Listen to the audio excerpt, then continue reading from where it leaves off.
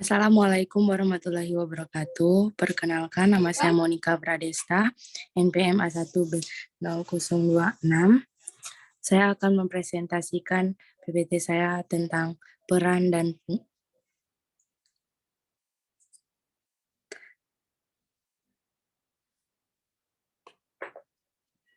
pertama sekali wajiro.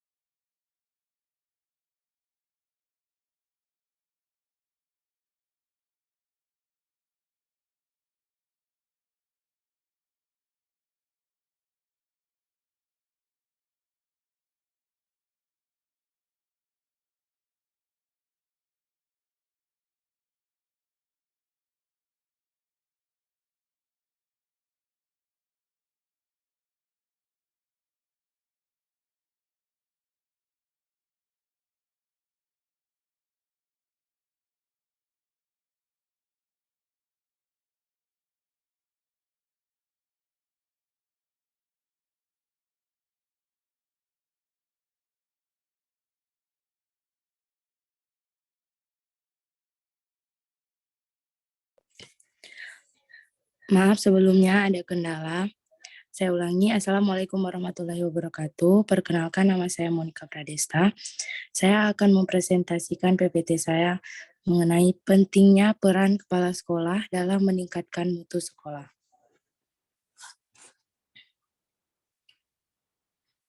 Adapun poin yang akan dibahas, yang pertama pengertian kepala sekolah, kedua peran dan fungsi kepala sekolah, ketiga hubungan kerjasama antara kepala sekolah dengan masyarakat. Yang pertama, pengertian kepala sekolah. Secara etimologi, kepala sekolah adalah guru yang memimpin sekolah Purwadirmanta tahun 1976, dan secara terminologi, kepala sekolah dapat diartikan sebagai tenaga fungsional guru yang diberikan tugas tambahan untuk memimpin suatu sekolah di mana pengelolaan pembelajaran atau tempat di mana interaksi antara guru yang memberi pelajaran dan murid yang menerima pelajaran.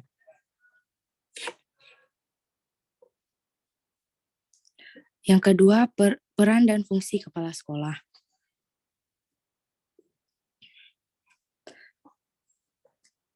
Yang pertama itu kepala sekolah sebagai edukator. Dalam melaksanakan fungsinya, kepala sekolah memiliki strategi yang tepat untuk meningkatkan profesionalisme tenaga kependidikan di sekolahnya. Lebih rinci mengenai peran kepala sekolah sebagai edukator dipaparkan sebagai berikut. Yang pertama itu kemampuan mengajar dan membimbing siswa. Kedua, kemampuan membimbing guru. Ketiga, kemampuan mengembangkan guru. Keempat, kemampuan mengikuti perkembangan di bidang pendidikan. Yang kedua itu kepala sekolah sebagai manajer. Dalam melaksanakan fungsinya, kepala sekolah sebagai manajer yaitu kepala sekolah yang berperan dalam mengelola sumber daya untuk mencapai tujuan institusi secara efektif dan efisien. Yang ketiga, kepala sekolah sebagai administrator. Kepala sekolah bertanggung jawab atas jalannya lembaga sekolah dan kegiatan karena kepala sekolah berada di garda terdepan. Mengutip pendapat Nawawi, administrasi pendidikan adalah rangkaian kegiatan atau keseluruhan proses pengendalian usaha kerjasama sejumlah orang untuk mencapai tujuan pendidikan. Yang keempat, kepala sekolah sebagai supervisor. Kepala sekolah sebagai supervisor yaitu mensupervisi atau melakukan pengawasan suatu pekerjaan yang dilakukan oleh tenaga kependidikan. Yang kelima, kepala sekolah sebagai leader. Kepala sekolah di sini harus mampu memberikan petunjuk, meningkatkan kemauan yang tinggi terhadap tenaga kependidikan, membuka komunikasi dua arah, serta mampu mendelegasikan tugas. Yang keenam, kepala sekolah sebagai inovator. Peran dan fungsi kepala sekolah dalam inovator yaitu kepala sekolah harus mampu memiliki strategi yang tepat untuk melakukan hubungan yang harmonis dengan lingkungan dan memberikan teladan kepada seluruh tenaga. Yang ketujuh, kepala sekolah sebagai motivator. Kepala sekolah harus memiliki strategi yang tepat untuk memberikan motivasi kepada para tenaga kependidikannya. Yang ke-8, kepala sekolah sebagai entrepreneur. Kepala sekolah berperan untuk melihat jika ada peluang dan juga mampu memanfaatkan peluang tersebut untuk kepentingan kemajuan sekolah.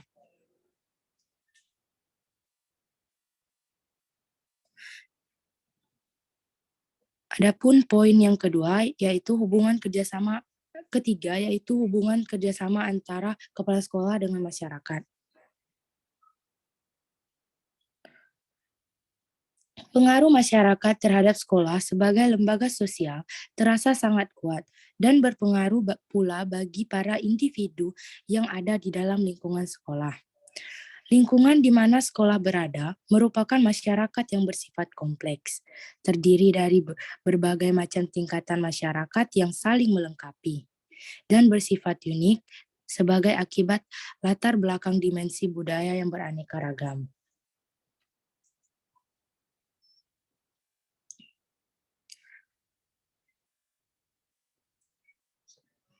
Baiklah, kesimpulan yang dapat saya ambil dari PPT yang saya buat adalah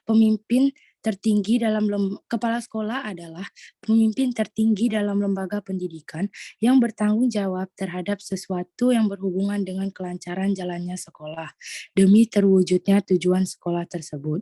Seorang kepala sekolah hendaknya dapat meyakinkan kepada masyarakat bahwa segala sesuatu yang telah berjalan dengan baik, termasuk perencanaan dan implementasi kurikulum, penyediaan dan pemanfaatan sumber daya guru, rekrutmen sumber daya peserta didik, serta kerjasama sekolah dengan orang tua dan lulusan yang berkualitas.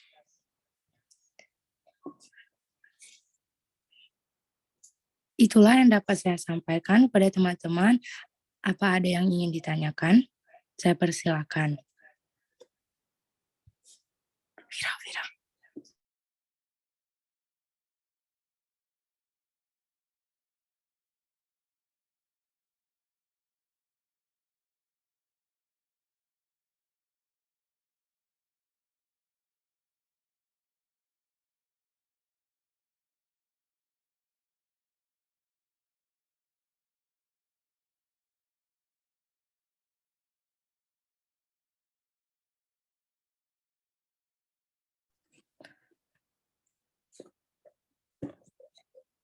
Baiklah, pada saudari Firanti.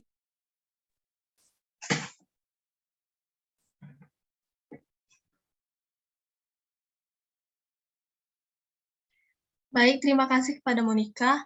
Tadi sudah dijelaskan bahwa ada beberapa peran dari kepemimpinan kepala sekolah.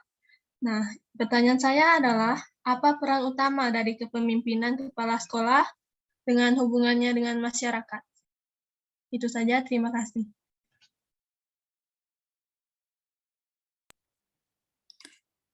Baiklah, terima kasih pada Firanti.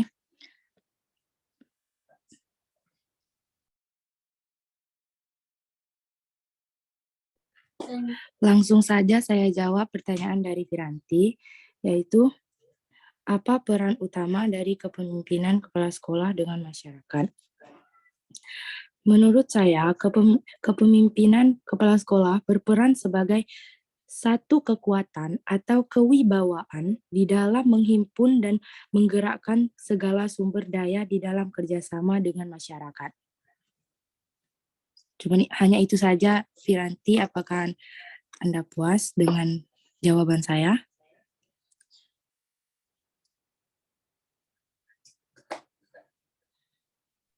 Saya rasa sudah cukup jelas. Terima kasih.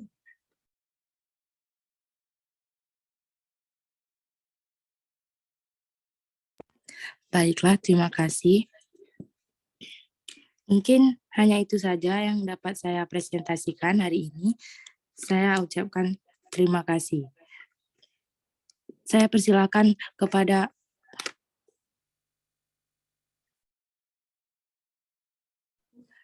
teman saya yang selanjutnya. Silakan.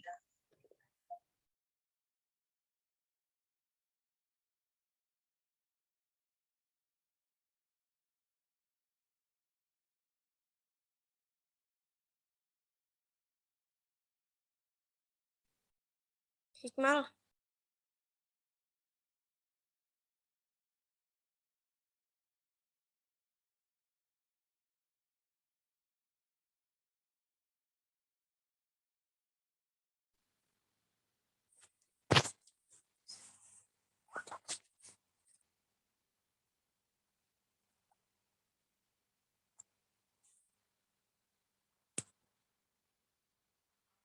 Besarin, Mal.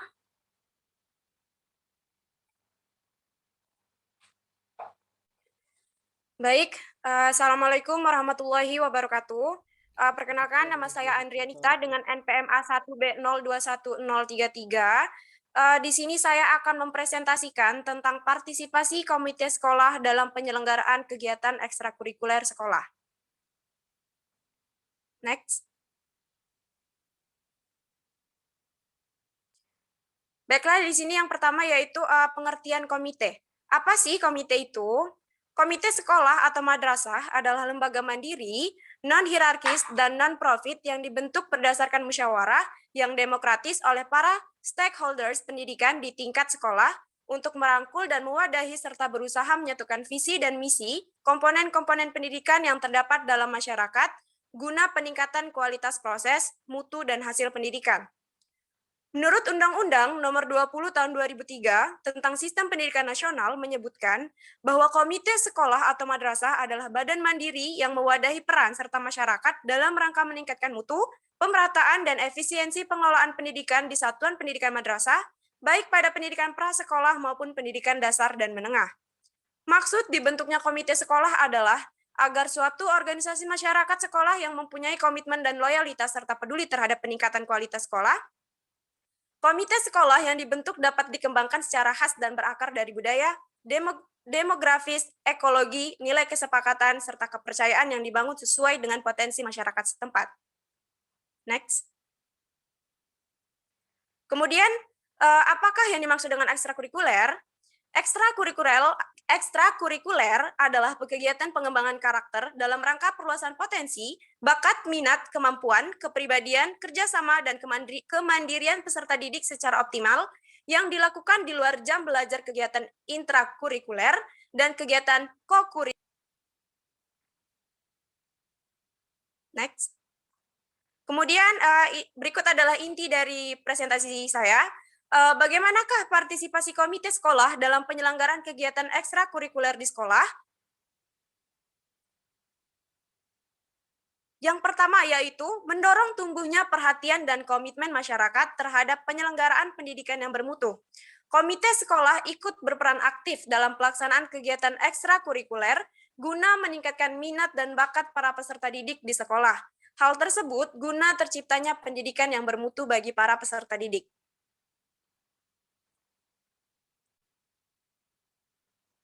Next. Kemudian yang kedua ialah melakukan kerjasama dengan masyarakat berupa perorangan, organisasi atau dunia usaha dan dunia industri atau DUDI dan pemerintah berkenan dengan penyelenggaraan pendidikan bermutu. Komite sekolah melakukan musyawarah dengan setiap elemen-elemen sekolah dan juga orang tua peserta didik untuk terciptanya kerjasama yang baik. Dari kerjasama tersebut dapat menciptakan bagaimana sistem dan alur pendidikan yang bermutu bagi para peserta didik dalam kegiatan ekstrakurikuler.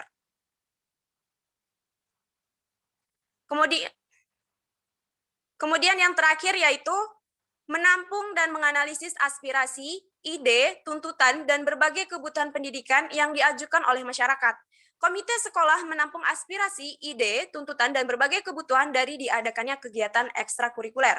Lalu menganalisis hal-hal tersebut agar kegiatan ekstrakurikuler dapat berjalan baik dan dapat mengembangkan minat dan bakat para peserta didik.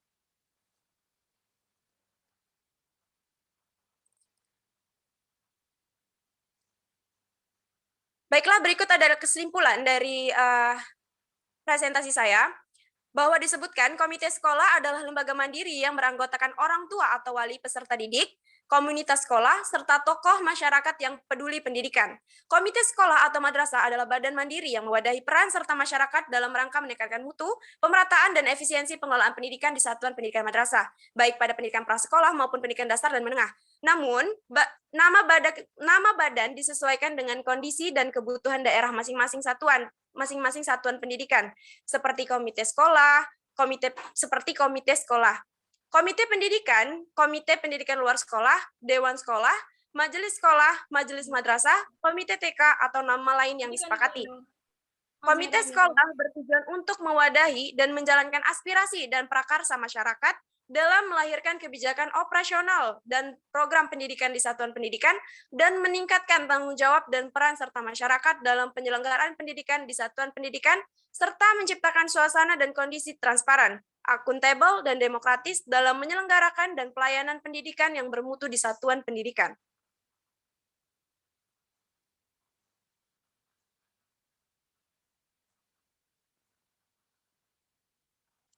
Habis, Mal?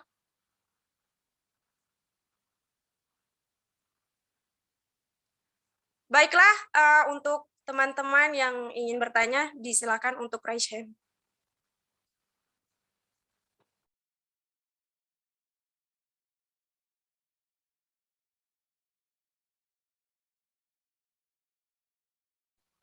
Baiklah, kepada Saudara Hikmal, dipersilakan. Baiklah, Assalamualaikum warahmatullahi wabarakatuh. Perkenalkan, nama saya Muhammad Hikmal Fransah dengan NPM A1B021001. Pertanyaan saya adalah, apa tujuan dari komite sekolah dalam ekstrakurikuler? Itu saja, Nil. Terima kasih, Hikmal. Mohon beri waktu saya untuk mencari jawaban.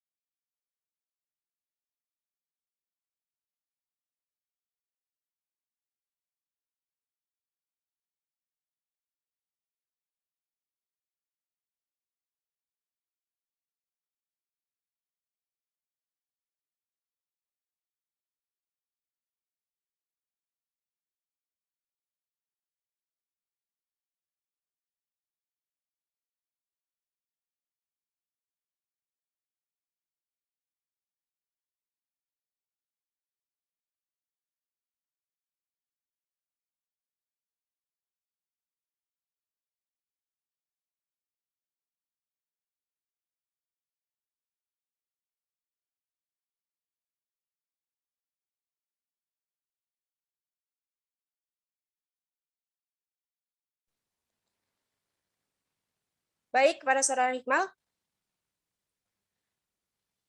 Tadi pertanyaan adalah apa tujuan dari komite dalam kegiatan ekstrakurikuler? Betul, Nin. Betul.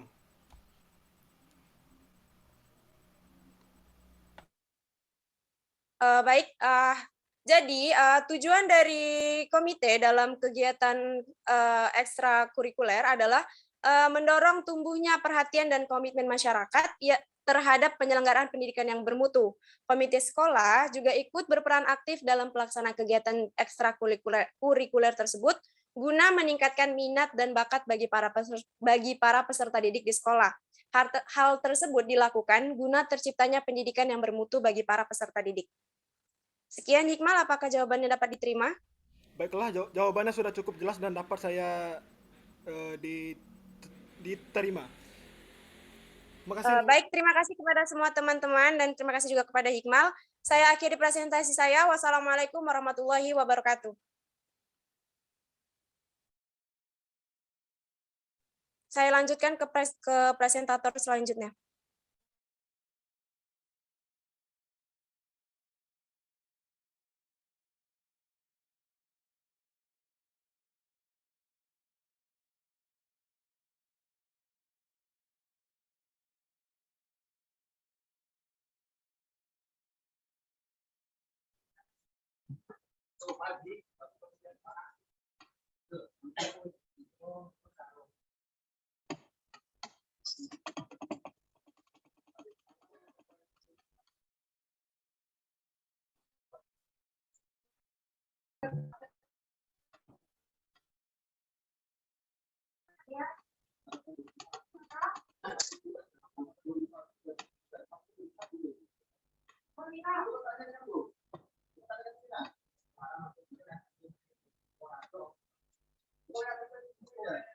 Assalamualaikum warahmatullahi wabarakatuh.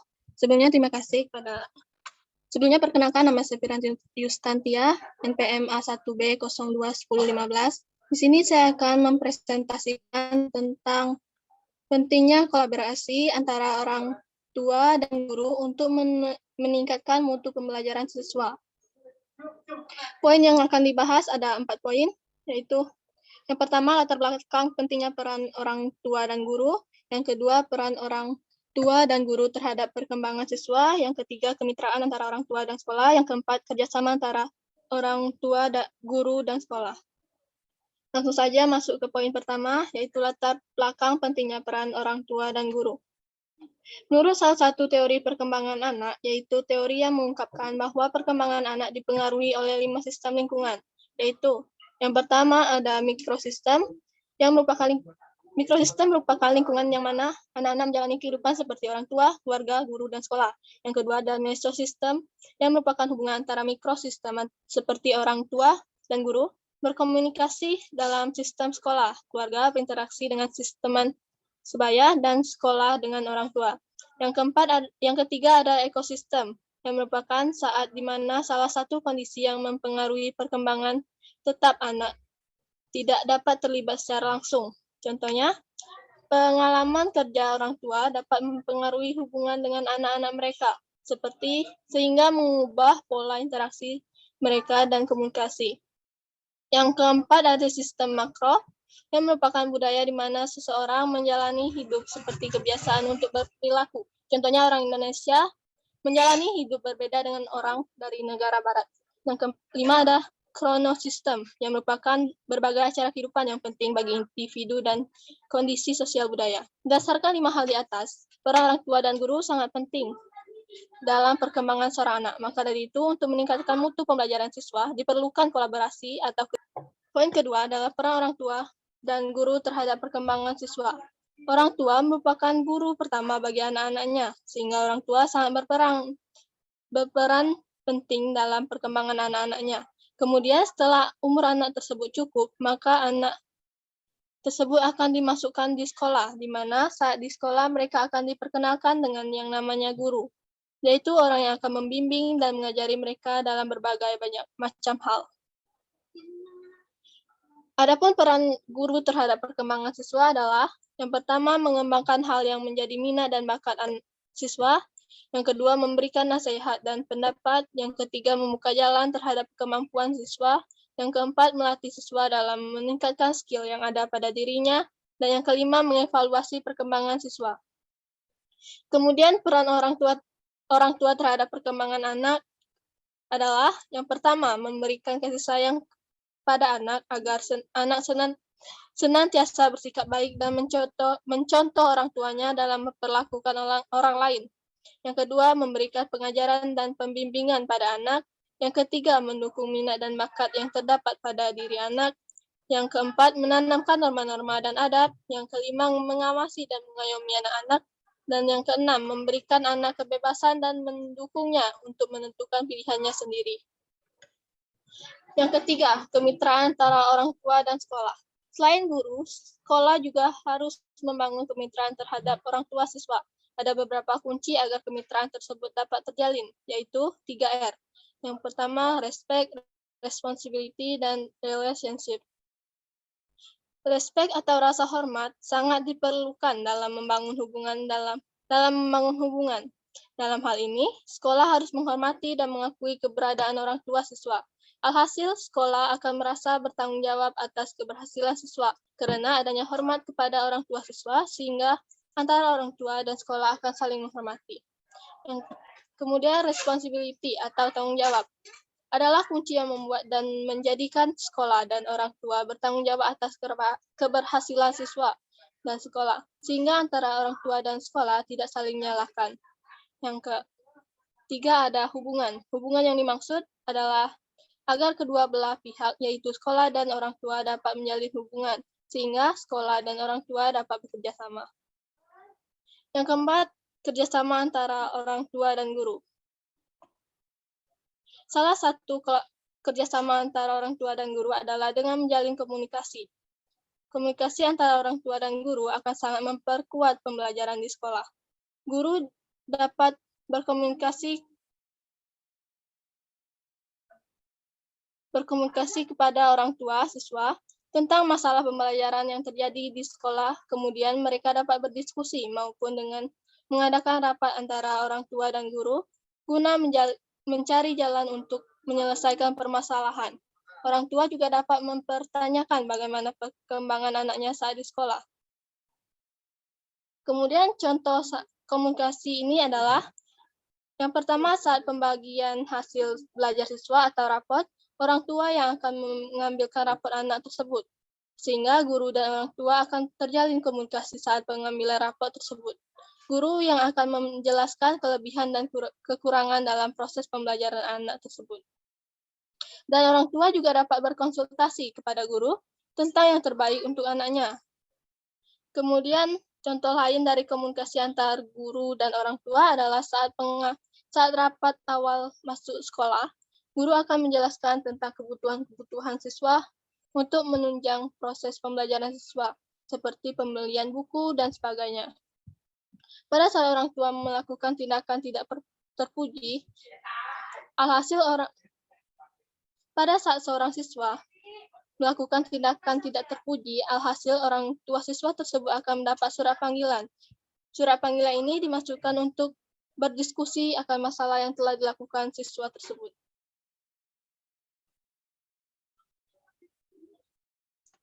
Sehingga komunikasi yang telah dijalankan akan membantu siswa dalam proses pembelajarannya dan juga dapat meningkatkan motivasi belajar siswa, karena otomatis siswa akan merasa ada yang memperhatikan usahanya dalam memperoleh ilmu lewat proses pembelajaran, sehingga semangat untuk lebih meningkatkan prestasinya, dan orang tua juga akan lebih mengetahui bagaimana perkembangan pendidikan anaknya.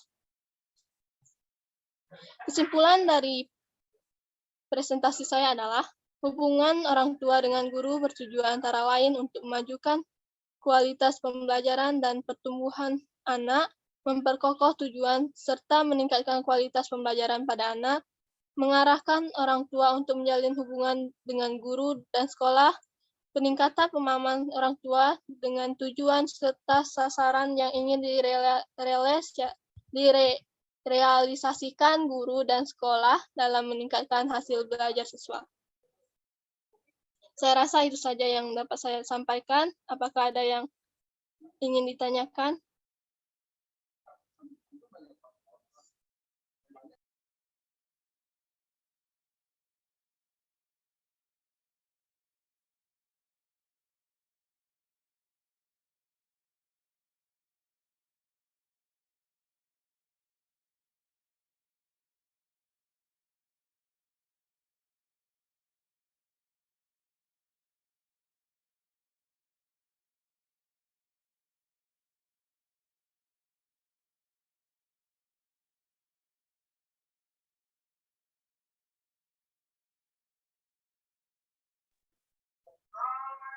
Baiklah, kepada Saudari Inaya, saya persilakan. Terima kasih. Baiklah, saya akan bertanya kepada Saudari Piranti. Perkenalkan, nama saya Ines Ikra Sadika dengan FKM 41 B021006. Saya akan bertanya, mengapa komunikasi antara orang tua itu dan guru itu penting? Terima kasih.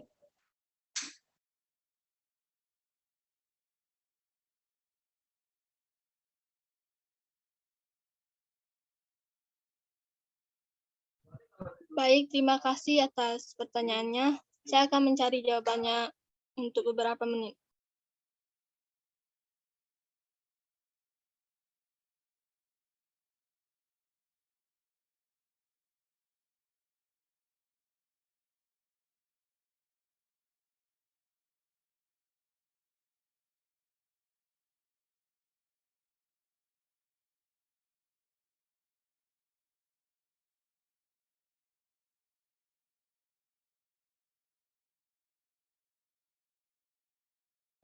Baiklah, saya akan menjawab pertanyaan dari Inaya. Mengapa komunikasi antara guru dan orang tua itu penting? Ada beberapa alasan pentingnya menjalin komunikasi antara guru dan orang tua siswa, yaitu yang pertama, memudahkan menyampaikan informasi.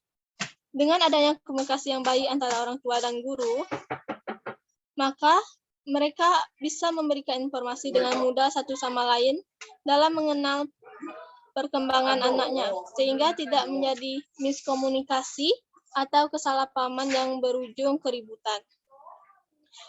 Kemudian, yang kedua, dapat bekerja sama memantau perkembangan anaknya. Melalui komunikasi yang baik, orang tua dengan guru bisa bekerja sama untuk memantau perkembangan anak. Yang ketiga, saling memberikan dukungan. Guru adalah orang tua siswa di sekolah, sehingga peran antara guru dan orang tua siswa tak jauh berbeda. Bila komunikasi antara orang tua dan guru terjalin, dengan begitu mereka bisa memberikan dukungan satu sama lain. Dengan begitu, kebutuhan anak akan terpenuhi baik di sekolah maupun di rumah. Yang terakhir, yang keempat adalah saling memahami dan menghargai. Orang tua dan siswa bisa saling menghargai persamaan dan perbedaan dalam diri masing-masing. Sebagai guru, mungkin gaya mendidik mereka berbeda dengan gaya mendidik orang tua di rumah. Hal tersebut bisa menjadi perbedaan. Dan untuk memahami perbedaan tersebut, maka harus dijalin komunikasi. Dan yang terakhir adalah untuk mencapai maksud dan tujuan bersama. Guru dan orang tua memiliki maksud dan tujuan yang sama, yaitu untuk memperhatikan dan membuat perkembangan anak lebih baik. Untuk mencapai maksud dan tujuan tersebut, diperlukan komunikasi yang baik antara guru dan orang tua tersebut. Bagaimana, Inaya? Baik, terima kasih dari Piranti. Bisa saya terima. Baik, saya rasa itu saja presentasi saya kali ini. Saya lanjutkan pada presentasi selanjutnya.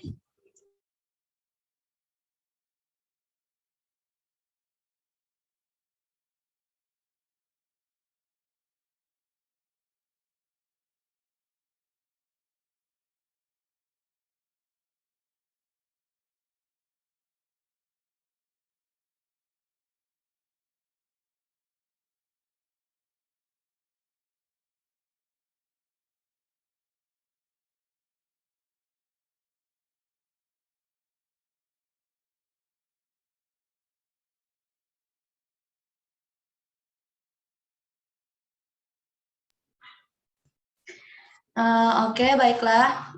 Assalamualaikum warahmatullahi wabarakatuh. Waalaikumsalam. Perkenalkan, sebelumnya nama saya Rani Karunia Putri dengan NPM A1BM021003. Di sini saya akan mempresentasikan hasil makalah saya berbentuk PowerPoint yang berjudul Meningkatkan Mutu Pendidikan Melalui Penerapan Manajemen Berbasis Sekolah. Baiklah, langsung saja yang pertama yaitu ada manajemen peningkatan mutu. Di sini yaitu ada pengertian mengenai peningkatan mutu pendidikan, yaitu pendidikan merupakan upaya meningkatkan kualitas hidup manusia dengan cara memanusiakan manusia. Nah, tantangan pendidikan sangat ditentukan oleh seberapa besar pengaruh sekolah terhadap peningkatan mutu pendidikan. Dengan adanya pernyataan demikian, hadirlah manajemen berbasis sekolah atau yang sering disingkat dengan MBS. Untuk dapat menjawab persoalan yang terjadi dengan memberikan ekonomi lebih besar kepada sekolah, agar sekolah memiliki kewenangan sehingga dapat mengatur dan menata segala macam aspek-aspek yang dianggap masih lemah dalam peningkatan mutu pendidikan. Dan selanjutnya yaitu ada komponen mutu pendidikan. Komponen mutu pendidikan ini yang pertama yaitu ada tentang input pendidikan, dan yang kedua ada proses pendidikan, serta yang ketiga yaitu ada output pendidikan. Selanjutnya yaitu ada proses manajemen peningkatan mutu pendidikan. Dalam proses pendidikan yang bermutu terlibat berbagai input seperti bahan ajar atau kognitif, efektif, atau psikomotorik. Metodologi atau bervariasi sesuai kemampuan guru, sarana sekolah, dukungan administrasi dan sarana prasarana, dan sumber daya lainnya, serta penciptaan suasana yang kondusif. Oke, selanjutnya yaitu yang kedua, ada manajemen berbasis sekolah. Manajemen berbasis sekolah atau yang disebut dengan MBS. Di sini yaitu ada pengertiannya, yang dimana MBS ini terdiri dari 3 kata, yaitu manajemen berbasis sekolah, dan manajemen berbasis dan sekolah. MBS merupakan sebuah strategi untuk memajukan pendidikan dengan mentransfer keputusan penting memberikan otoritas dari negara dan pemerintah daerah kepada individu pelaksanaan di sekolah. Oke, selanjutnya yaitu ada karakteristik manajemen berbasis sekolah. MBS memiliki karakteristik sebagai berikut. Yang pertama yaitu adanya otonomi yang luas kepada sekolah. Yang kedua, adanya partisipasi masyarakat dan orang tua siswa yang tinggi. Yang ketiga, kepemimpinan sekolah yang demokratis dan profesional, dan yang keempat yaitu adanya teamwork yang tinggi, dinamis, dan profesional. Oke, selanjutnya yang ketiga yaitu ada proses pembelajaran dalam manajemen berbasis sekolah. Yang pertama yaitu ada pendekatan. Nah, pendekatan adalah cara yang ditempuh guru dalam pelaksanaan agar konsep yang disajikan ini bisa berpartisipasi dengan siswa tersebut. Selanjutnya yang kedua yaitu ada metode pembelajaran. Nah, metode pembelajaran ini ada banyak, yaitu yang pertama ada metode ceramah, yang dimana suatu cara mengajar atau penyajian materi melalui penuturan dan penerapan lisan oleh guru kepada siswanya. Dan selanjutnya yang kedua itu ada metode diskusi, yang dimana suatu kegiatan kelompok untuk memecahkan suatu masalah dengan maksud untuk mendapat pengertian bersama yang lebih jelas dan lebih teliti tentang sesuatu, atau untuk merampungkan keputusan bersama. Dan selanjutnya yang ketiga yaitu ada metode curah, di mana pendapat adalah suatu bentuk diskusi dalam rangka penghimpunan gagasan, pendapat, informasi, pengetahuan, pengalaman dari semua peserta. Oke, selanjutnya yaitu ada media pembelajaran. Nah, media pembelajaran ini menurut Omar Hamalik, yaitu media pendidikan adalah alat, metode, dan teknik yang digunakan dalam rangka lebih mengefektifkan komunikasi dan interaksi antara guru murid dalam proses pendidikan dan pengajaran di sekolah. Sedangkan menurut Denim, media pendidikan merupakan seperangkat alat bantu atau pelengkap yang digunakan oleh guru atau pendidik dalam rangka berkomunikasi dengan peserta didik. Oke, selanjutnya yaitu yang keempat. Di sini ada manajemen pendidikan nasional. Nah, adapun pengertiannya yaitu manajemen pendidikan nasional sangat penting karena bukan saja pendidikan itu merupakan kebutuhan dasar manusia di Indonesia, akan tetapi merupakan salah satu dinamisator pembangunan. Oleh karena itu, manajemen pendidikan haruslah merupakan subsistem dari sistem manajemen pembangunan nasional. Seperti apa dan bagaimana manajemen pendidikan nasional? Oke, yang kelima yaitu selanjutnya ada globalisasi, humanisasi, dan demokratisasi.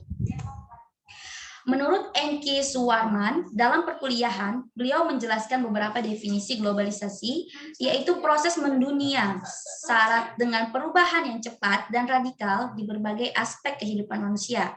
Proses peningkatan tingkatan kesejahteraan masyarakat dari negara berkembang setara dengan yang ada di negara maju. Dan yang selanjutnya yang keenam yaitu ada manajemen sistem pendidikan berbagai kebutuhan di masa depan. Di sini yaitu berbicara manajemen sistem pendidikan, maka perhatian kita diarahkan pada Sismenas yang merupakan suatu panduan dari tata nilai, struktur, dan proses yang merupakan himpunan usaha untuk mencapai kehematan, daya guna dan hasil guna sebesar mungkin dalam menggunakan sumber dana dan daya guna nasional dalam rangka mewujudkan tujuan nasional. Dan yang ketujuh di sini yaitu ada revitalisasi manajemen pendidikan untuk menghadapi tantangan globalisasi. Untuk mengatasi persoalan manajemen pendidikan nasional, apa yang dibutuhkan dan apa yang harus dilakukan. Pada bagian ini akan mengungkap secara singkat tentang berbagai usulan untuk mengatasi persoalan yang sudah diidentifikasi di atas. Diangkat, sebagaimana disebutkan di atas, maka diperlukan suatu kebijakan pemerintah. Baiklah, di sini saya akan menyampaikan kesimpulan dari materi saya, yaitu pendidikan merupakan upaya meningkatkan kualitas hidup manusia dengan cara memanusiakan manusia. Saat ini, tantangan pendidikan sangat ditentukan oleh seberapa besar pengaruh sekolah terhadap peningkatan mutu pendidikan. Dengan adanya pertanyaan demikian, hadirlah manajemen berbasis sekolah atau yang sering disingkat dengan MBS. Untuk dapat menjawab persoalan yang terjadi dengan memberikan otonomi lebih besar kepada sekolah, agar sekolah lebih memiliki kewenangan sehingga dapat mengatur dan menata segala macam aspek-aspek yang dianggap masih lemah dan dalam peningkatan mutu pendidikan. Oke, mungkin itu saja yang dapat saya sampaikan. Jika ada yang ingin bertanya, saya harap bisa untuk raise hand. Oke, kepada Saudari Aisyah Azahra, saya persilahkan. Baiklah, terima kasih kepada Rani. Sebagaimana yang telah dijelaskan dari presentasi tadi, pertanyaan saya, mengapa manajemen berbasis sekolah itu perlu diterapkan di sekolah? Seperti itu. Terima kasih.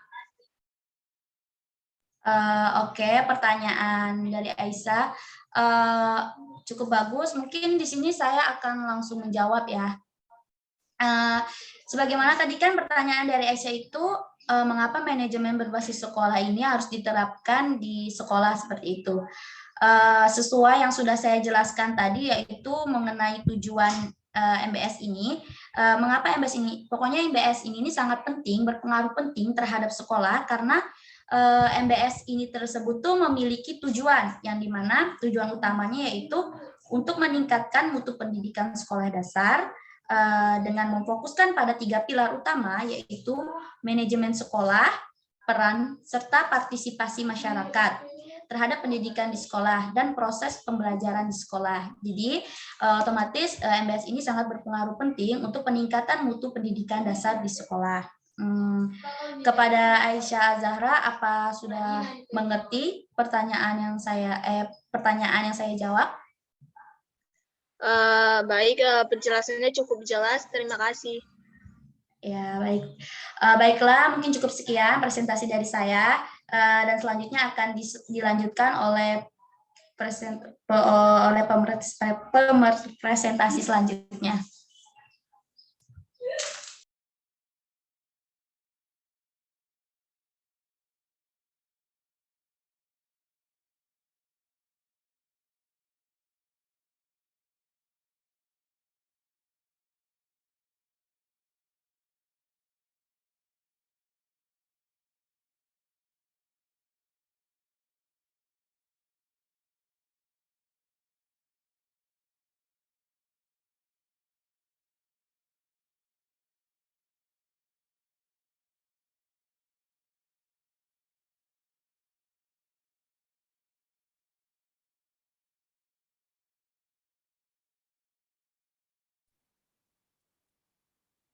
Assalamualaikum warahmatullahi wabarakatuh. Perkenalkan, nama saya Putri Tiara Bintang, NPM A1B021007. Di sini saya akan mempresentasikan PPT saya mengenai manajemen tenaga pendidikan dalam meningkatkan kualitas peserta didik. Next, Mal.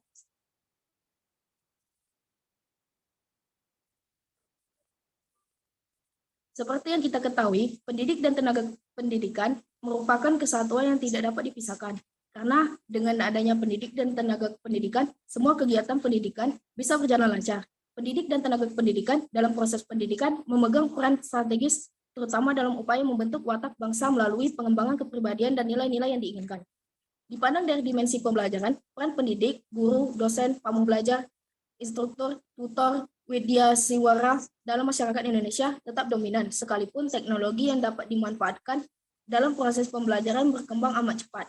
Hal ini disebabkan karena adanya dimensi-dimensi proses pendidikan, atau lebih khusus dari proses pembelajaran yang diperankan oleh pendidik yang tidak dapat digantikan oleh teknologi. Next. Secara umum, tenaga kependidikan tersebut: 1. Tenaga pendidik yang meliputi pembimbing, penguji, pelatih, dan pengajar. 2. Tenaga fungsional pendidikan yang mencakup penilik, peneliti, dan pengembang di bidang pendidikan, pengawas, dan pustakawan. 3. Tenaga teknik pendidikan yang meliputi teknisi sumber belajar dan laboran. 4. Tenaga pengelola satuan pendidikan yang mencakup kepala sekolah, direktur, rektor, ketua, dan pimpinan satuan pendidikan luar sekolah. Yang 5, tenaga lainnya yang mengurus mengenai masalah-masalah manajerial maupun administrasi kependidikan. Next. 1. Pengertian tenaga kependidikan. Tenaga kependidikan merupakan seorang anggota masyarakat yang diangkat dan mengabdikan dirinya dengan tujuan untuk menunjang penyelenggaraan pendidikan. Secara umum, tenaga kependidikan ini termaktub dalam Undang-Undang Nomor 20 Tahun 2003 mengenai Sisdiknas, di antaranya yaitu tenaga kependidikan meliputi tenaga pendidik, penguji, penilik, pustakawan, pengelola satuan pendidikan, peneliti, dan pengembangan di bidang pendidikan, laboran, dan teknis sumber belajar. 2. Tenaga pendidik meliputi pembimbing, pelatih, dan pengajar. 3. Pengelola satuan pendidikan yang meliputi kepala sekolah, direktur, rektor, ketua, dan pimpinan satuan pendidikan luar sekolah. 1. Manfaat tenaga pendidikan. 1. Tercapainya tujuan pendidikan secara efektif dan efisien. 2. Teratasinya masalah mutu pendidikan karena 80% masalah mutu disebabkan oleh manajemennya. 3. Terciptanya perencanaan pendidikan yang merata, bermutu, relevan, dan akuntabel. 4. Meningkatnya citra positif pendidikan. 5. Terbekalinya tenaga kependidikan dengan teori tentang proses dan tugas administrasi pendidikan. Tertunjangnya profesi sebagai manajemen atau konsultan manajemen pendidikan. Yang 6. Terwujudnya suasana belajar dan proses pembelajaran yang aktif, kreatif, efektif tenaga pendidikan. Personalia pendidikan bertujuan untuk mendayagunakan tenaga kependidikan secara efektif dan efisien untuk mencapai hasil yang optimal, namun tetap dalam kondisi yang menyenangkan. Sehubung dengan itu, fungsi personalia yang harus dilaksanakan pimpinan adalah menarik, mengembangkan, mengkaji, dan memotivasi proporsi dan standar perilaku, memaksimalkan perkembangan karir tenaga kependidikan, serta menyelaraskan tujuan individu dan organisasi. Selanjutnya, proses belajar dengan mengedepankan model belajar menghibur. 2. Proses belajar dengan menekankan pada aspek kreativitas. 3. Proses belajar dengan melibatkan para siswa dari sebuah pembahasan materi yang lebih bersifat interaksi dua arah. 4. Menentukan standar penilaian berdasarkan kualitatif bukan kuantitatif. 5. Mencoba melakukan proses belajar dengan sistem daring, interaktif, dan non-interaktif. 6. Mencoba melakukan model pendidikan yang mengutamakan kecakapan atau minat. 7. Melakukan proses belajar dengan terlatih dahulu secara demikian dilakukan. Selanjutnya,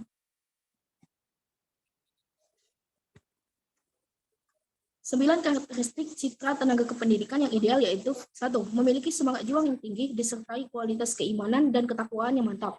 2. Mampu mewujudkan dirinya dengan keterkaitan pada pandangan dengan tuntutan lingkungan dan perkembangan iptek. 3. Mampu belajar dan bekerja sama dengan profesi lain. 4. Memiliki etos kerja yang kuat. 5. Memiliki kejelasan dan kepastian pengembangan jenjang karir. 6. Berjiwa profesional tinggi. 7. Memiliki kesejahteraan lahir dan batin, material dan non-material. 8. Memiliki wawasan masa depan. 9. Mampu melaksanakan fungsi dan peranannya secara terpadu. Selanjutnya,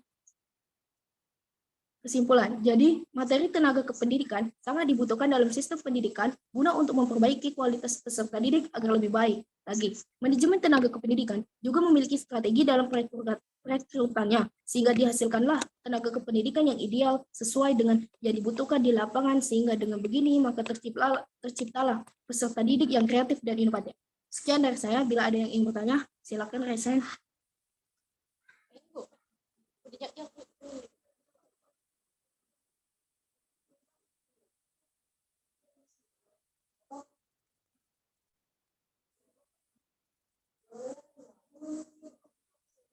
Silakan kepada Inaya Zikra.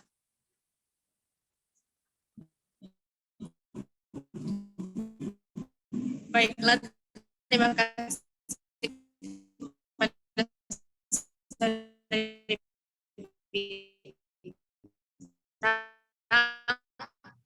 saya akan bertanya, apa saja jurnal MS1 Baiklah, saya akan pendidikan. Sekian, terima kasih.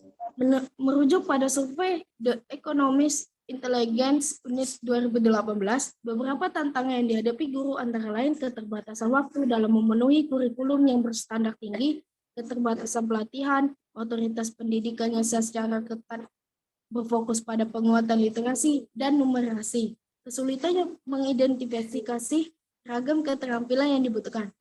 Bagaimana Inaya, apakah bisa diterima?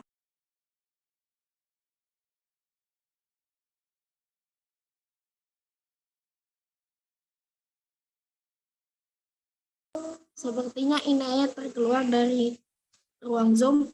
Baiklah teman-teman, terima kasih atas waktunya dan terima kasih atas partisipasi kalian. Saya ucapkan terima kasih. Wassalamualaikum warahmatullahi wabarakatuh.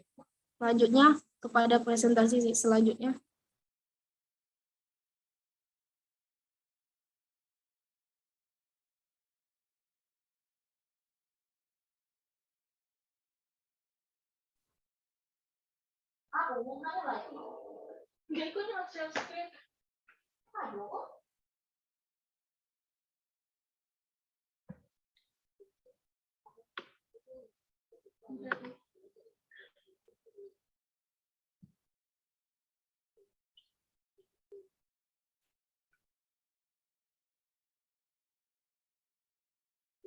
Tidak tuh slide slow ya. Tuh.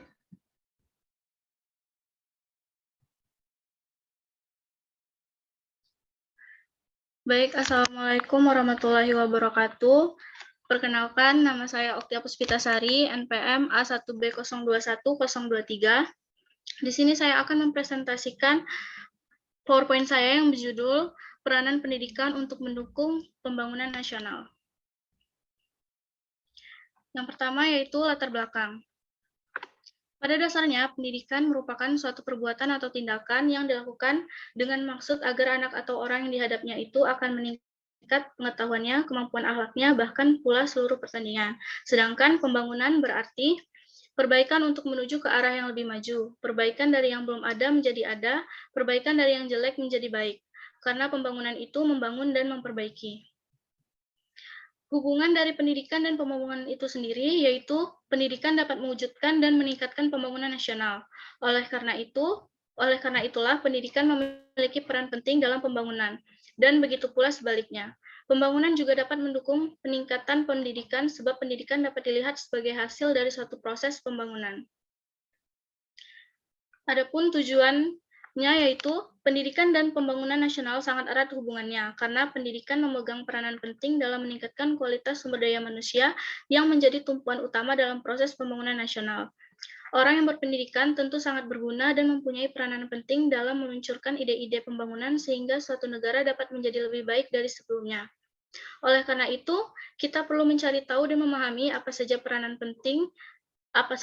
pendidikan dalam meningkatkan pembangunan nasional. Untuk itulah makalah ini dibuat untuk memberi pemahaman kepada pembaca tentang hal tersebut. Adapun ruang lingkupnya, yang pertama, pengertian dan tujuan pendidikan, yang kedua, pengertian dan tujuan pembangunan nasional, yang ketiga, hubungan antara pendidikan dan pembangunan nasional, yang keempat, peranan pendidikan dalam meningkatkan pembangunan nasional, dan yang kelima, yaitu upaya pemerintah dalam melaksanakan pembangunan nasional. Pembahasan yang pertama yaitu pengertian dan tujuan pendidikan. Pendidikan berasal dari bahasa Latin, educare, yang berarti keluar. Pendidikan adalah proses membimbing manusia dari kegelapan, kebodohan menuju kecerahan pengetahuan atau dari yang tidak tahu menjadi tahu.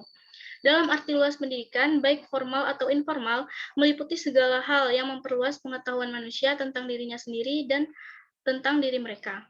Secara umum, tujuan pendidikan adalah untuk mencerdaskan dan mengembangkan potensi di dalam diri para peserta didik.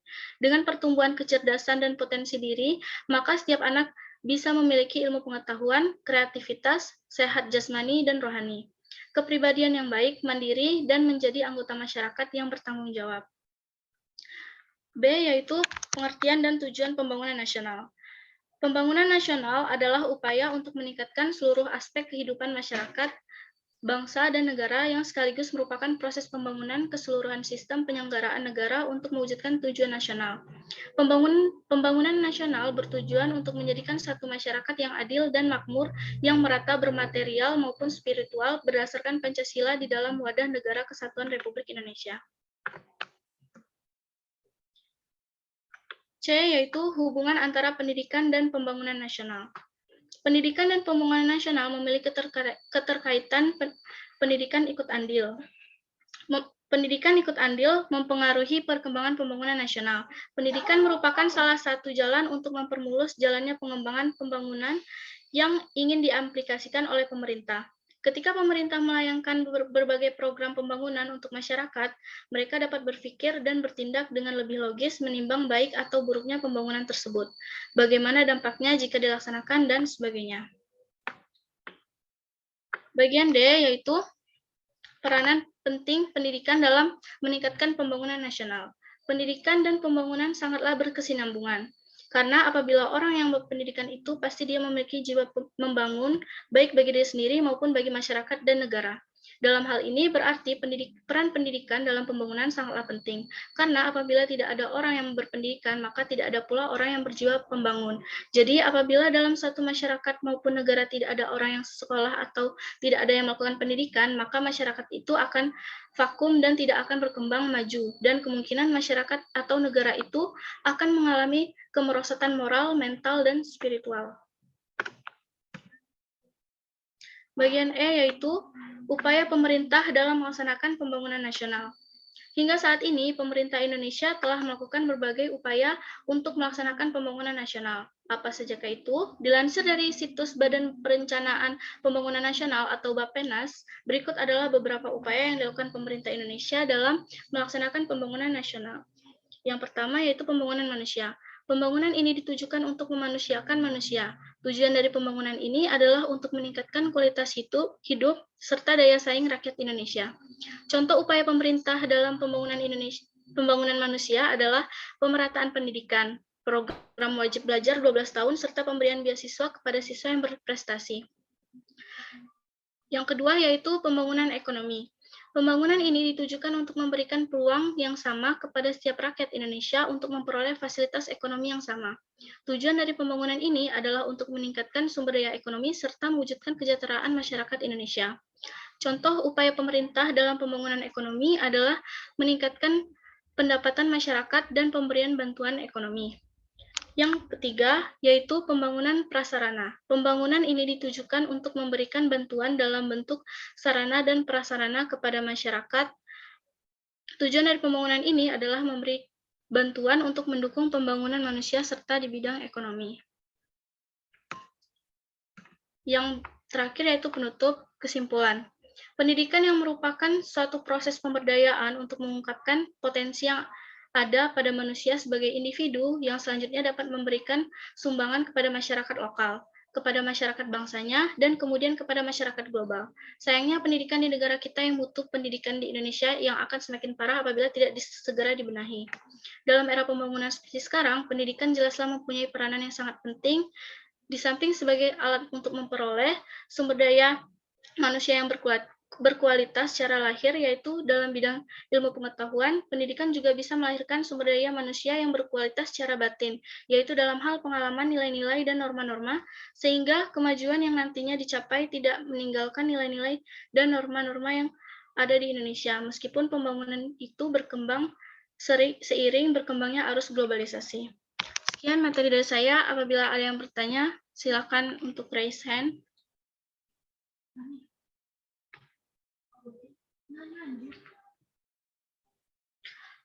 Baik, kepada Rani Karunia Putri, saya persilakan.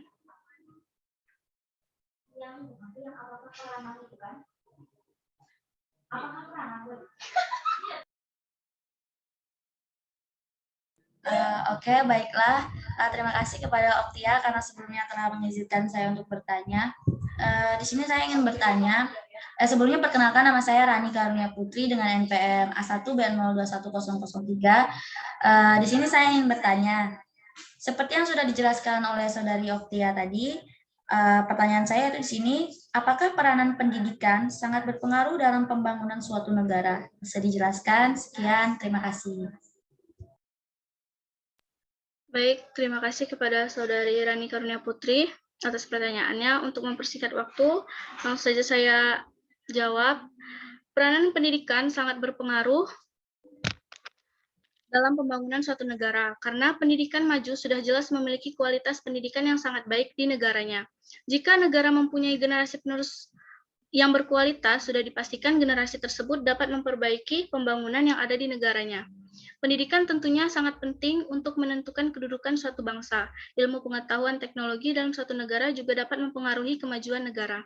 Seperti contoh, Indonesia, di sektor pendidikan, negara kita saat ini masih terpantau jauh di bawah dibandingkan dengan negara maju seperti Jepang, Cina, Singapura, dan negara maju lainnya. Hal tersebut dikarenakan negara Indonesia masih terdapat banyak masalah pendidikan yang belum terselesaikan oleh pemerintah, seperti masih banyak bangunan sekolah yang tidak layak untuk belajar dan pengembangan metode pembelajaran yang masih jauh dari yang diharapkan.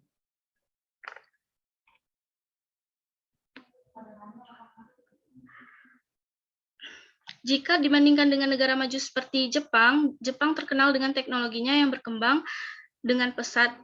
Hal ini tidak lepas dari pendidikan yang mereka tempuh sebelumnya. Negara Jepang tersendiri sangat mementingkan pendidikan agar dapat lahir para generasi negara yang memiliki tingkat intelektual yang kuat dan ilmu pengetahuan dan teknologi yang tinggi. Hal inilah yang membuat negara Jepang menjadi negara maju. Sekian pertanyaan dari saya kepada Rani, apakah sudah jelas? Iya, terima kasih kepada Oktia. Jawabannya cukup jelas. Terima kasih. Baik, sekian presentasi dari saya. Saya akhiri. Wassalamualaikum warahmatullahi wabarakatuh.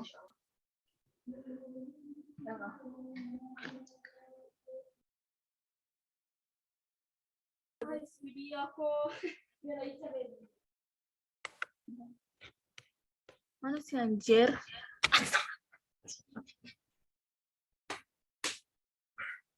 Gimana?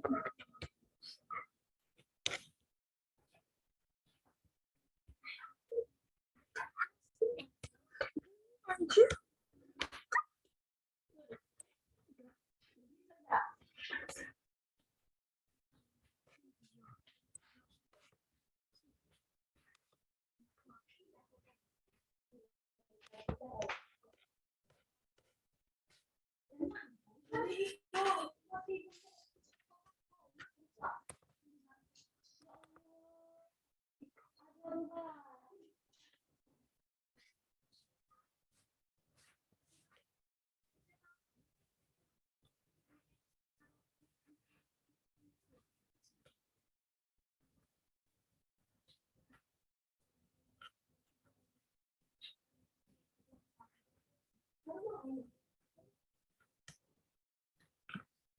Baiklah teman-teman, apakah suara saya jelas?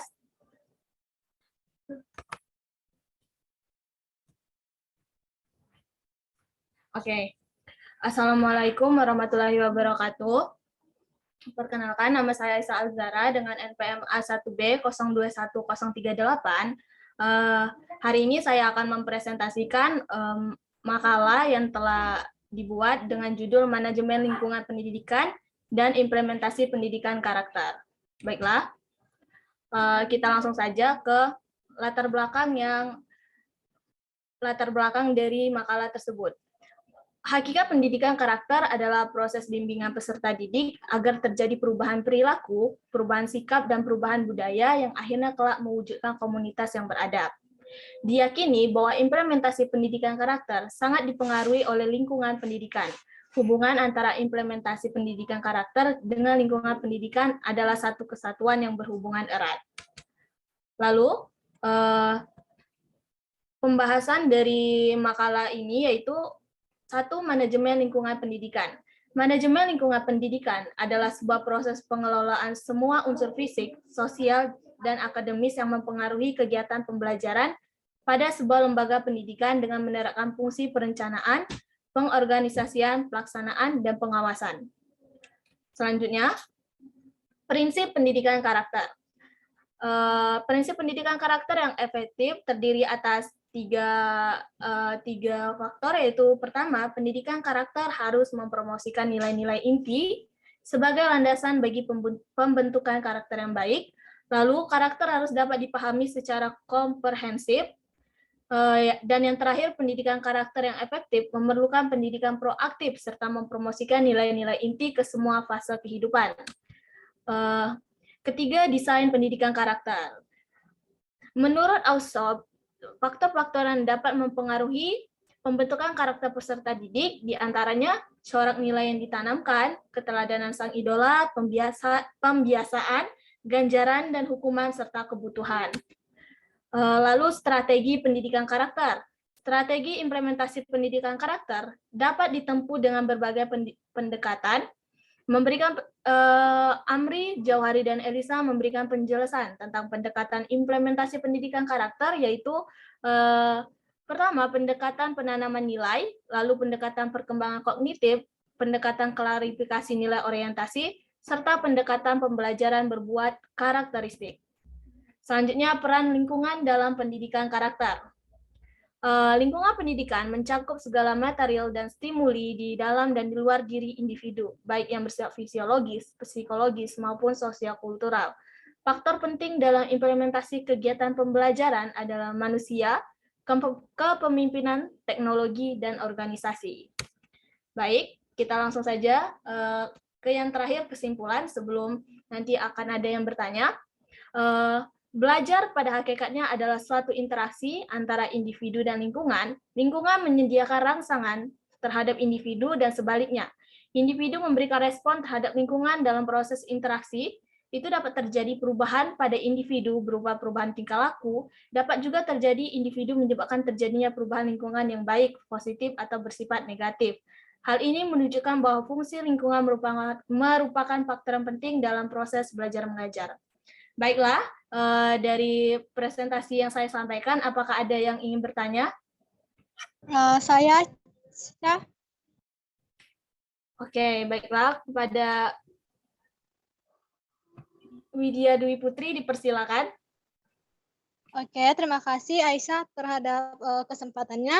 Di sini saya akan bertanya tentang mengapa manajemen berbasis sekolah perlu diterapkan di sekolah. Oke. Saja saya jawab untuk mempersingkat waktu ya. Jadi pertanyaannya tadi, bagaimana cara menumbuhkan dan mengembangkan pendidikan karakter peserta didik di lingkungan sekolah?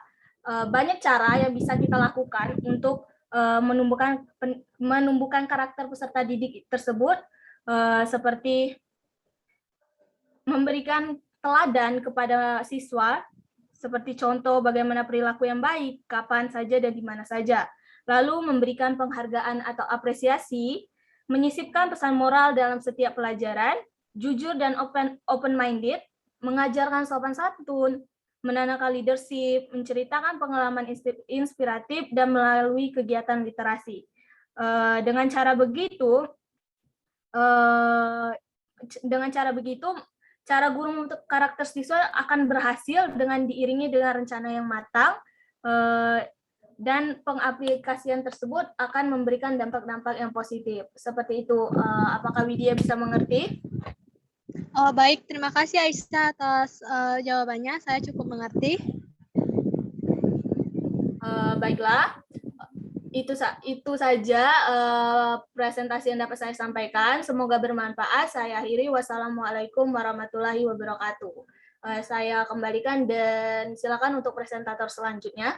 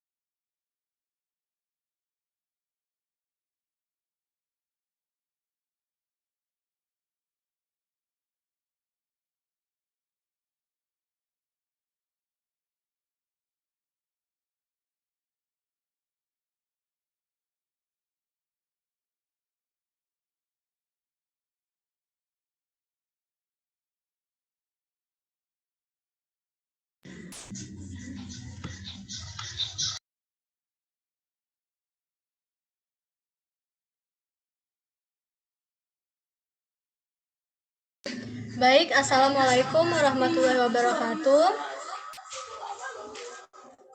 Baik, perkenalkan saya Widyadi Putri dengan NPM A1B021013.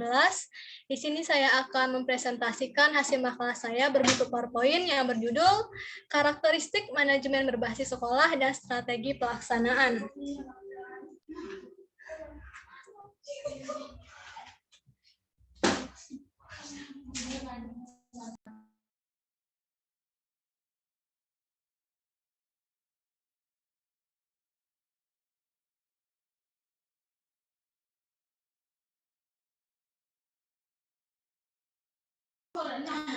Karakteristik manajemen berbasis sekolah perlu diperhatikan dan dipenuhi agar dapat menggunakan manajemen berbasis sekolah dengan baik dan berhasil. Karakteristik tersebut juga dapat dijadikan pedoman dan arahan dalam rangka pencapaian manajemen berbasis sekolah dengan menitik beratkan pada perkembangan anak dan tidak hanya mengetahui tetapi juga memahami nilai-nilai dan menyadari penerapannya dalam kehidupan sehari-hari. Manajemen berbasis sekolah juga memungkinkan penggunaan teknik pembelajaran dengan mengikuti paradigma baru terkait dengan pengembangan kemampuan peserta didik yang memiliki karakter dan nilai yang baik, yang kemudian diimplementasikan dan diterapkan dalam kehidupan sehari-hari di masyarakat. Manajemen berbasis sekolah memuat berbagai strategi untuk memperbaiki pendidikan dan memperluas kewenangan untuk pengambilan keputusan secara signifikan dari pemerintah pusat ataupun daerah kepada individual sekolah. Manajemen berbasis sekolah memuat berbagai strategi untuk memperbaiki pendidikan dan memperluas kewenangan untuk pengambilan keputusan secara signifikan dari pemerintah pusat maupun daerah kepada individual sekolah.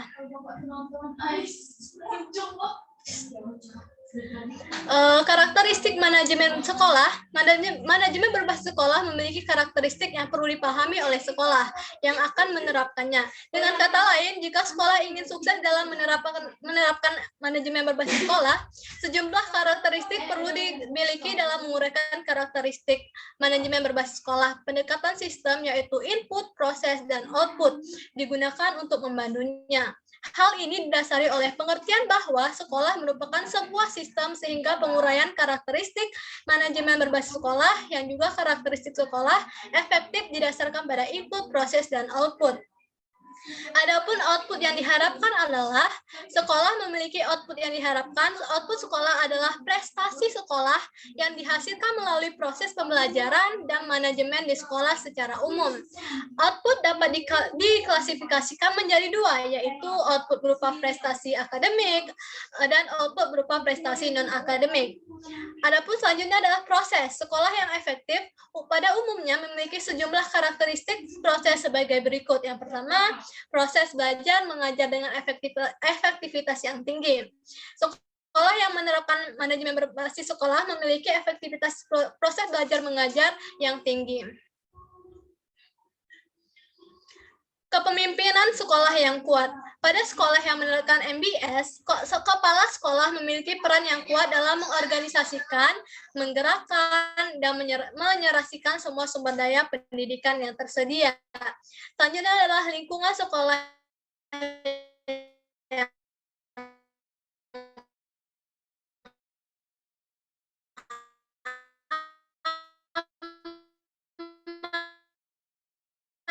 dan tertib. Sekolah memiliki lingkungan belajar atau iklim yang aman, tertib, sadar tentang hal ini. Selanjutnya adalah sekolah memiliki budaya mutu. Budaya mutu tertanam di hati seluruh warga sekolah agar setiap perilaku selalu dilandasi oleh profesionalisme. Sekolah memiliki teamwork yang kompak, cerdas, dan dinamis. Sekolah memiliki kewenangan atau kemandirian. Sekolah memiliki kewenangan untuk melakukan yang terbaik bagi sekolahnya, sehingga dituntut untuk memiliki kemampuan dan kesanggupan kerja yang tidak selalu bergantung pada atasan. Selanjutnya adalah partisipasi yang tinggi dari warga sekolah dan masyarakat. Sekolah menerapkan MBS memiliki karakteristik bahwa partisipasi warga sekolah masyarakat merupakan bagian dari kehidupannya.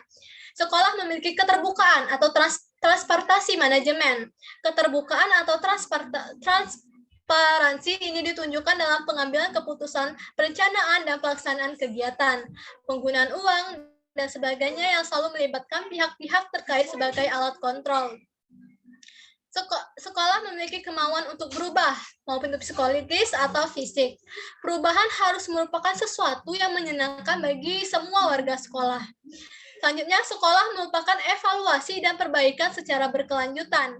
Evaluasi belajar secara teratur bukan hanya ditujukan untuk mengetahui tingkat daya seseorang dan kemampuan peserta didik, tetapi yang terpenting adalah bagaimana memanfaatkan hasil evaluasi belajar tersebut untuk memperbaiki dan menyempurnakan proses belajar mengajar di sekolah. Selanjutnya adalah sekolah responsif dan antisipasi terhadap kebutuhan. Sekolah selalu tanggap atau responsif terhadap berbagai aspirasi yang muncul bagi peningkatan mutu. Baik, selanjutnya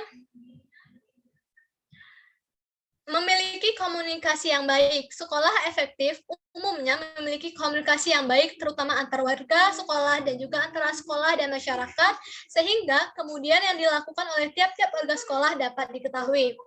Selanjutnya, sekolah memiliki akuntabilitas. Akuntabilitas adalah bentuk pertanggungjawaban yang harus dilakukan sekolah terhadap keberhasilan program yang telah dilaksanakan. Selanjutnya adalah manajemen lingkungan hidup sekolah baik. Sekolah efektif melaksanakan manajemen lingkungan hidup sekolah secara efektif. Selanjutnya, sekolah memiliki kemampuan menjaga sustainabilitas. Sekolah memiliki kemampuan menggali sumber dana dari masyarakat dan tidak sepenuhnya menggantungkan subsidi dari pemerintah bagi sekolah-sekolah negeri. Yang ketiga adalah input pendidikan, memiliki kebijakan, tujuan, dan sasaran mutu yang jelas secara formal, sumber daya tersedia dan siap, staf yang kompeten dan berdedikasi tinggi, memiliki harapan atau prestasi yang tinggi, fokus pada pelanggan, khususnya itu adalah siswa. Yang terakhir adalah input manajemen. Baik, yang B adalah strategi pelaksanaan MBS. Strategi adalah rencana yang cermat mengenai kegiatan untuk mencapai sasaran khusus. Strategi adalah langkah-langkah sistematis dan sistemik dalam melaksanakan rencana secara menyeluruh atau makro dan berjangka panjang dalam pencapaian tujuan model MBS. Dalam pengimplementasi desentralisasi pendidikan ini diperlukan strategi-strategi tertentu. Di antaranya adalah sebagai berikut. Yang pertama adalah membuat kurikulum yang pro kepada siswa. Sudah seharusnya pihak yang berwenang merubah kurikulum yang disesuaikan dengan minat dan bakat para peserta didik. Menciptakan proses belajar mengajar yang menyenangkan. Untuk sebagian peserta didik, sekolah merupakan tempat yang tidak menyenangkan. Untuk mengantisipasi hal tersebut, diharapkan sekolah bisa menciptakan proses belajar mengajar di sekolah yang menyenangkan. Selanjutnya adalah yang ketiga, meningkatkan mutu para peserta didik. Program manajemen berbasis sekolah akan berjalan baik dengan peran aktif dari para pendidik yang bermutu. Yang keempat adalah dukungan tenaga kependidikan di sekolah. Dukungan tenaga kependidikan di sekolah sangat penting guna menciptakan kemandirian di sekolah. Selanjutnya adalah keaktifan peserta didik. Keaktifan peserta didik di sekolah sangat diperlukan guna menciptakan school-based management yang baik. Yang selanjutnya adalah peran aktif orang tua peserta didik. Orang tua peserta didik juga diharapkan turut mengawasi perilaku anak-anaknya dan tidak sepenuhnya membebankan kepada pihak sekolah. Yang selanjutnya adalah sarana prasarana pendukung yang memadai. Untuk memajukan mutu pendidikan di sekolah, sarana dan prasarana pendukung sangat diperlukan. Peserta didik akan menjadi lebih mudah dalam menyerap berbagai pelajaran di sekolah dengan bantuan sarana prasarana yang ada. Selanjutnya adalah pengawasan masyarakat sekitar. Pengawasan dari masyarakat sekitar merupakan bentuk dukungan untuk menciptakan sekolah yang baik. Yang selanjutnya adalah dukungan finansial. Faktor penting lainnya dalam menciptakan manajemen berbasis sekolah yang baik adalah dukungan finansial. Semakin kuat dukungan finansialnya, maka kemungkinan tercipta kemandirian sekolah akan semakin besar. Selanjutnya adalah peran pemerintah. Peran pemerintah sangat vital dalam memajukan pendidikan nasional. Dalam hal ini adalah dengan program School-Based Management, pemerintah diharapkan bisa membuat kebijakan-kebijakan yang pro kepada pendidikan nasional seperti membuat kurikulum yang pro kepada siswa, mengimplementasikan kebijakan 20% APBN untuk pendidikan dan lainnya. Dalam mengimplementasikan manajemen berbasis sekolah, di sekolah otonom beberapa prinsip yang harus dijadikan patokan dan sebagai koridor sekolah, yaitu yang pertama adalah prinsip ekuifinalitas. Prinsip ini didasarkan pada teori manajemen modern yang berasumsi bahwa terdapat beberapa cara yang berbeda-beda untuk mencapai suatu tujuan. Prinsip yang kedua adalah prinsip desentralisasi. Desentralisasi adalah gejala yang penting dalam reformasi manajemen sekolah. Prinsip desentralisasi ini konsisten dengan prinsip ekuifinalitas. Prinsip desentralisasi ini dilandasi oleh teori dasar bahwa pengelolaan sekolah dan aktivitas pengajaran tak dapat dielakkan dari kesulitan dan permasalahan. Selanjutnya adalah prinsip sistem pengelolaan mandiri. Prinsip ini terkait dengan prinsip sebelumnya, yaitu prinsip ekuifinalitas dan prinsip desentralisasi. Ketika sekolah menghadapi masalah, maka harus diselesaikan dengan cara sendiri. Yang terakhir adalah prinsip inisiatif manusia, bertujuan untuk membangun lingkungan yang sesuai dengan para konstituen sekolah untuk berpartisipasi secara luas dan mengembangkan potensi mereka. Peningkatan kualitas pendidikan terutama berasal dari kemajuan proses internal, khususnya dari aspek manusia. Baik, sekian dari penyampaian dari saya. Bagi teman-teman yang ingin mengajukan pertanyaan, saya persilahkan.